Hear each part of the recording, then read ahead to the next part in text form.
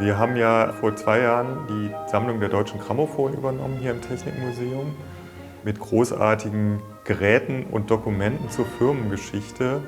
Und das passt hervorragend in die Idee des Technikmuseums hinein, wo wir ja nicht nur Technik sammeln und ihre Funktion dokumentieren, sondern auch zeigen, was mit Technik gemacht wird, wie es sozusagen in die Gesellschaft wirkt und von der Gesellschaft Teile übernimmt.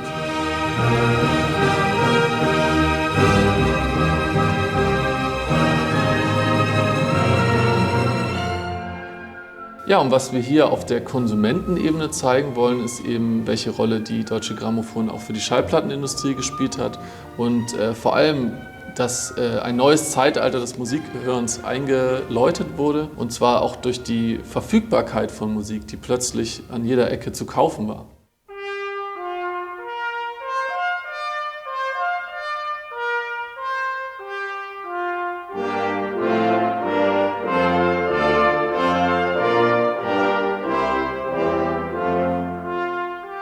Wir sind hier in der Ausstellung zur Geschichte der Nachrichtentechnik und da geht es unter anderem auch um Schallaufzeichnung, um die Schallplatte und alles, was davor und danach kam.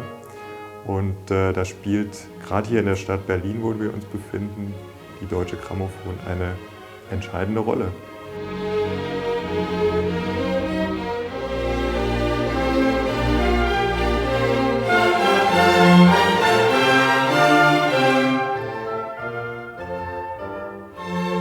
Die Geschichte der Schallplatte ist auch natürlich die Geschichte der Aufnahmetechnik. Den Anfang machte der Trichter, muss man sagen. Und hier sehen wir zum Beispiel eine ganz berühmte Persönlichkeit aus der Geschichte der Deutschen Grammophon. Das ist Enrico Caruso, der eine Karikatur von sich angefertigt hat.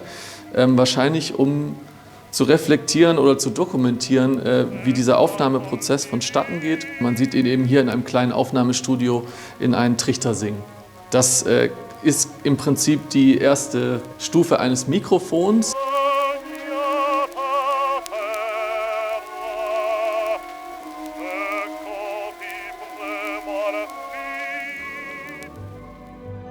In dem Moment, wo die Deutsche Grammophon nach Berlin kommt, um hier halt Studioaufnahmen zu machen, das ist auch so ein bisschen sowas wie der Initialfunke für die Musikindustrie in Berlin.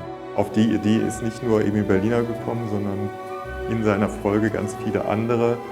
Und gerade so ein Ort wie Berlin zu Jahrhundertanfang, so um 1900, war quasi ein idealer Nährboden für diesen jungen Industriezweig. Also es war einerseits das Elektropolis, was wir hier erzählen, sozusagen das europäische Zentrum der Elektroindustrie mit großen Firmen wie Siemens und der AEG, auch neuen Firmen wie Telefunken, die sich sehr viel mit Aufnahmetechnik, mit Radiotechnik auseinandergesetzt haben. Und es gab natürlich viel Kultur in der Stadt, also viele Künstlerinnen, Künstler.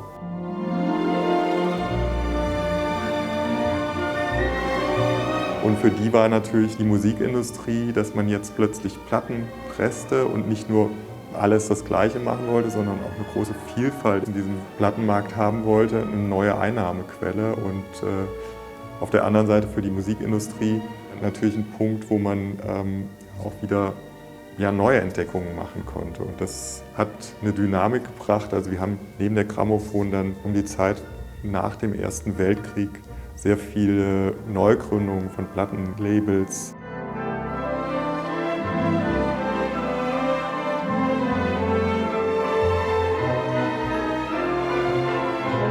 Wir haben zum Beispiel die Carl Lindström AG, ein Skandinavier, der nach Berlin gekommen ist, um hier seine Plattenfirma zu gründen mit mehreren Labels gleich.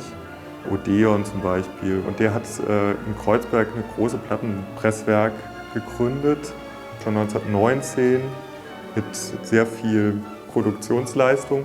Ein anderes Label war die Ultrafon AG, die später an Telefunken kam, und die Elektrola in Nova Ves, was heute Babelsberg ist bei Potsdam, um nur einige Beispiele zu nennen.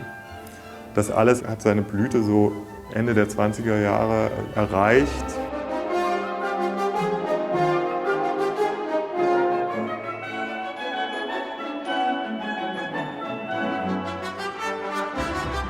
His Master's Voice oder auch die Stimme seines Herrn ist eine Marke, die auf einem Bild basiert, was der Künstler Francis Barrow gemalt hat, was er für seinen verstorbenen Bruder gemalt hat. Und dieser verstorbene Bruder war das Herrchen von Nipper. Also deswegen His Master's Voice, dass er die Stimme seines Herrn wiedererkennt.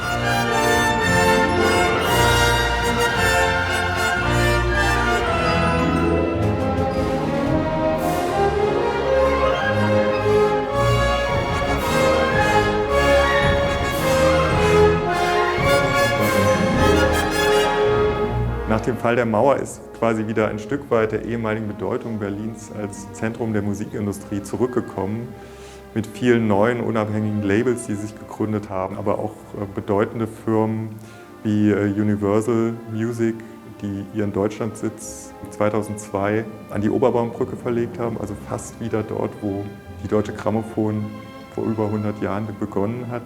Das ist sozusagen das, wo hier der Faden wieder aufgenommen wird, auch mit dieser Ausstellung, die eher an die Ursprünge erinnert.